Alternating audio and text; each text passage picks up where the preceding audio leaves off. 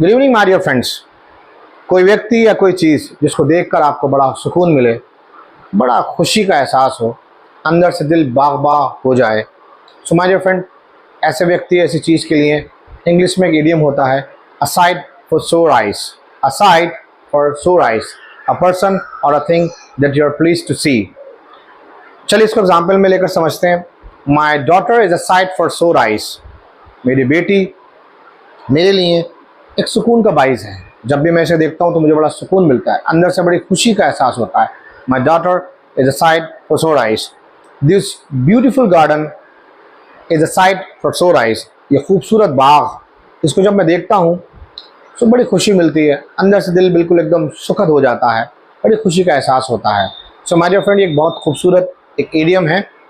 Try to use it and I hope that you will remember this idiom and subscribe my channel. Do like and share my videos. Thank you so much.